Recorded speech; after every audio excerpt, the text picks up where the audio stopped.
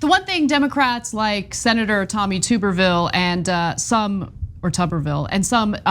Democrats agree on is corruption, including the ability to trade individual stocks. In fact, Tuberville was recently asked about proposed legislation that would ban members of Congress from being able to trade individual stocks. And you'd be surprised, right, that he is 100% against it. He's very transparent about how much he opposes it and says this: I think it's ridiculous. They might as well start sending robots up here. I think it would really cut back on the amount of people that would want to come up here and serve. And look, to be honest, that's kind of the point. If being a member of Congress is something that draws individuals because they know they'll have insider information and they can trade individual stocks, maybe we don't want those people representing individuals in their district or their state.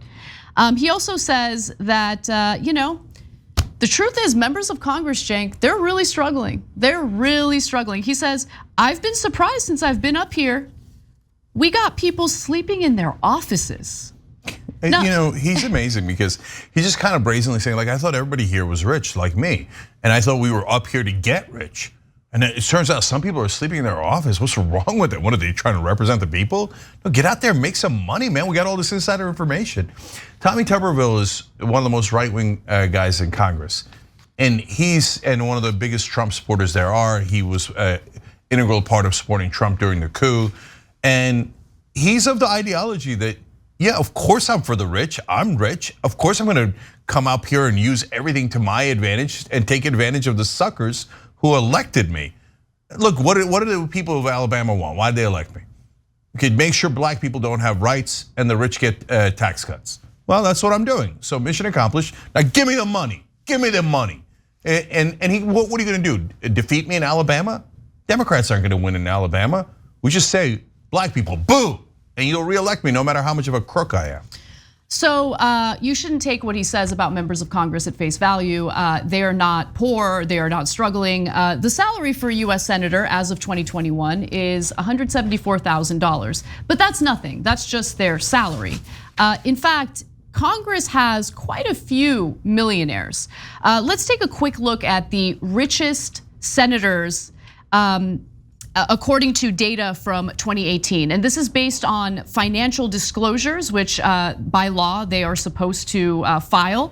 So Senator Rick Scott, $259 million in 2018. He made most of that money ripping off Medicare, largest Medicare fraud in history.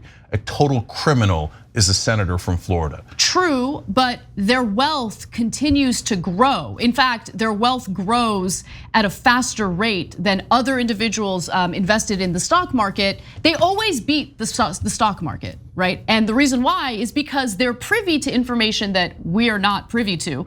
And also, it's a huge conflict of interest because these are lawmakers who are supposed to make legislative decisions that would impact the very corporations and companies they're invested in.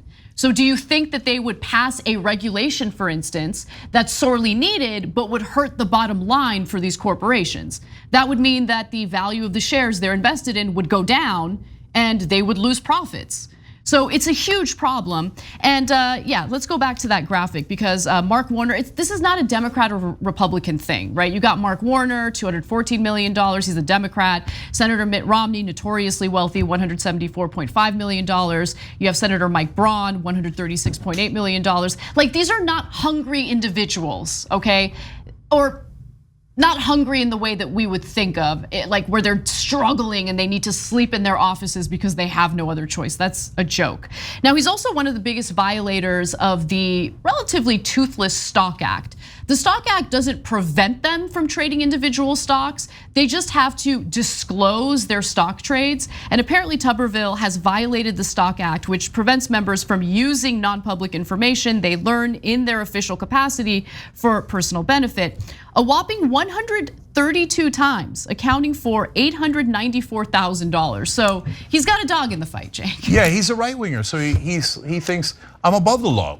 Right wingers can just break the law anytime we want, and it won't matter. And in this case, he's right, because almost everybody in Congress is a criminal. So they're like, oh, why would we, if we punish Tuberville, we'd have to punish Nancy Pelosi. We're not gonna do that. Nancy Pelosi is one of the richest people in Congress, so is Dianne Feinstein. And they let everyone off because if they prosecuted them, they'd have to prosecute themselves. So the Democrats are super happy to say, oh, Republicans, you didn't do anything wrong. Keep on robbing people with insider information. You know what the chances of a random group of people always beating the stock market is? 0. Right. Okay. No, the only way that you always beat the stock market, and not just one person, but a collection of people, is if you have information that other people don't have. You have an unfair advantage. By the way, that's not the free market. And right-wingers don't believe in the free market. They love a rigged market. Tuberville's like, oh, you rigged it to my advantage? Why would I give that up? Of course, I'm gonna rob you for more and more money.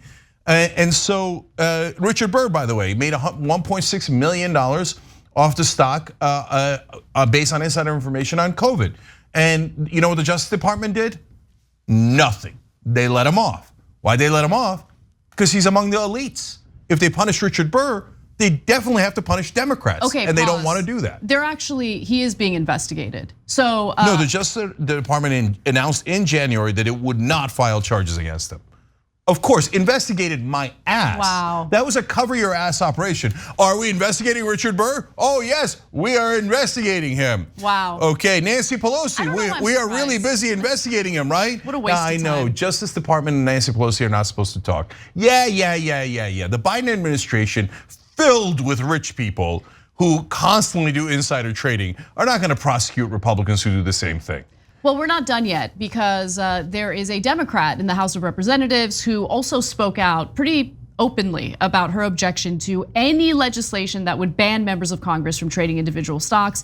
This time we're talking about Representative Elaine Luria, who is a very proud, moderate Democrat. And so while speaking to Punchbowl News, she said this: you know, I think the whole concept is BS, because I think that why would you assume that members of Congress are going to be inherently bad or corrupt? It's hilarious. So I'll show her why in just a second. She's obviously pretending like she doesn't know why, but the rest of her statement is, we already have the Stock Act, again, toothless, and all it really does is force them to disclose their trades. Hey, clown. Tuberville just violated it 132 times and nothing happened. You think you have the Stock Act? No, you're a liar, and I don't care that you're a Democrat. Oh, we have the Stock Act. There's no enforcement of it at all. It's a goddamn joke, and you know it. The people that you're electing to represent you, it makes no sense that you're going to automatically assume that they're going to use their position for some nefarious means or to benefit themselves. No. So I'm very strongly opposed to any legislation like that. Well, look, what led to the Stock Act was the nefarious behavior of members of Congress. Now, the Stock Act is nothing to write home about. As I've mentioned a billion times, it doesn't really do much. It's toothless. There's no real enforcement mechanism, especially in the House of Representatives. And I want to remind you all of, again, what transpired in the lead up to the Stock Act. Market moving information, and they're going to act on that information. I mean, information is king. A groundbreaking 2004 study by a group of professors and researchers examined the records of US senators between 1993 and 1998. The study found that a portfolio tracking the stocks that the US senators bought during the same time period outperformed the market by 85 basis points each month. And a portfolio that tracked the stocks that the senators sold during the period lagged behind the market by 12 basis points. The study concluded that the senators knew appropriate times to both buy and sell their common stocks. So that's an older study, but more recent studies have been done and similar findings come out, right? That members of Congress outperform the stock market. And when you look at Luria's portfolio, you'll get a better grasp in regard to why she's so against any policy that would ban this disgusting and corrupt behavior. Luria's net worth is more than $8.5 million, and she trades millions. Her 2020 filing shows that she had assets worth between $1 to $5 million separately in Facebook and computer design company NVIDIA. She She also had between $500,000 to $1 million invested in Netflix. She also has at least $652,000 and up to $1.38 million combined in Apple, Walt Disney, Snapchat, Navy Federal Credit Union, a pharmaceutical company, Navy Mutual Aid Association, and Alibaba. Luria and her husband Robert sold on March 31st, 2021, between $250,000 to $500,000 in Alibaba stock and purchased $250,000 to $500,000 of Uber stock the same day. Like, this is what they're engaging in. So let me just ask you guys, do you think that Luria and her husband are interested in any policy that would prevent them from investing in these companies that, again, Luria likely has a lot of information about and will make decisions about, especially when it comes to any type of regulation that could hurt these companies' bottom line? Okay, so by the way, they passed the Stock Act under Barack Obama, and he pretended that it was historic. The press pretended it was historic. It was toothless. We said it at the time. All of his so-called financial reforms were toothless. They refused to jail any bankers. And Obama was a gift from the heavens for them. A guy who pretends to do something, actually does nothing, and helps them cover up their crimes. So that's why he's such a legend in corporate media, and they hyped him up to be a demigod. So now Luria, now she's got $1 million in Facebook. You think she's gonna break up Facebook? Cost herself money on that $1 million? She's not gonna break up Facebook when she owns $1 million in stock in Facebook. Everybody knows that. So when she comes out like, how dare anyone accuse us of corruption? Why would you assume that? First of all, it isn't about you. It's about human nature. If you've got millions of dollars on the line, even really, really good people will do the wrong thing, right? And you guys all take combined billions of dollars in corporate donations for your campaigns.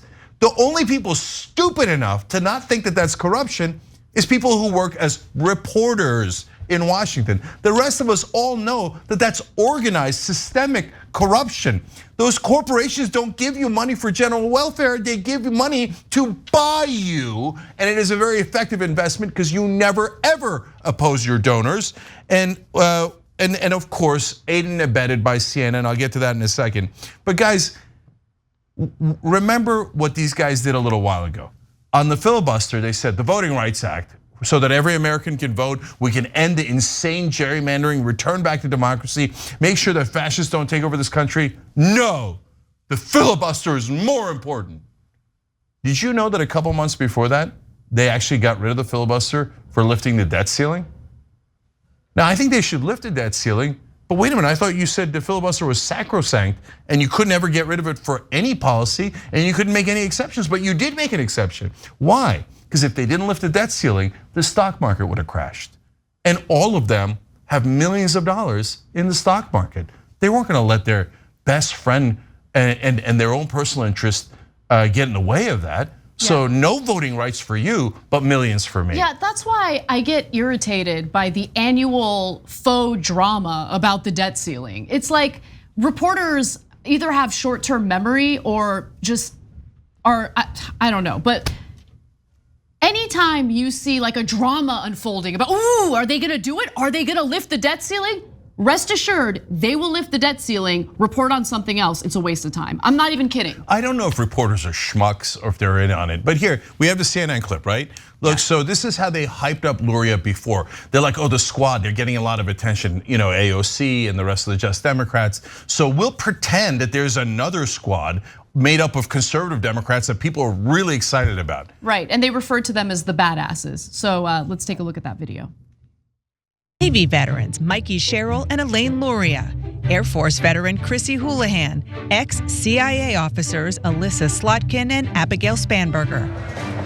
A band of sisters who bonded while storming the unfamiliar terrain of politics. Their previous service taught them to be fearless, which comes in handy now. There's not a vertical chain of command structure, so a previous. Well, there is, but obviously it sounds like you guys aren't following it. No, but no one can fire us. I mean, except the people that elected us. None of us came to Congress from a district that wants us to just sit here and be quiet and learn the ropes. They want us to engage and they want change and they want it now. Oh yeah, lots of change, like maintaining a system of corruption that puts your own constituents at a severe disadvantage. That was corporate media propaganda 101. That squad does not exist. It's not a thing. And what are they looking to change? They say, oh, we're looking to change things. No, you're not. You just said, don't change it. Don't change it. We're making money hand over fist. Don't change a goddamn thing. And they are so fearless. Fearless in what? Taking corporate money? Fearless in what? It's a literal question. Did they buck the system in any way, shape, or form? No, they always voted for the status quo. So CNN, we're not interested in your propaganda for the most corrupt politicians in America. Thanks for watching The Young Turks, really appreciate it. Another way to show support is through YouTube memberships. You'll get to interact with us more. There's live chat emojis, badges. You've got emojis of me, Anna, John, JR. So those are super fun. But you also get playback of our exclusive member-only shows and specials right after they air. So all of that, all you gotta do is click that join button right underneath the video. Thank you.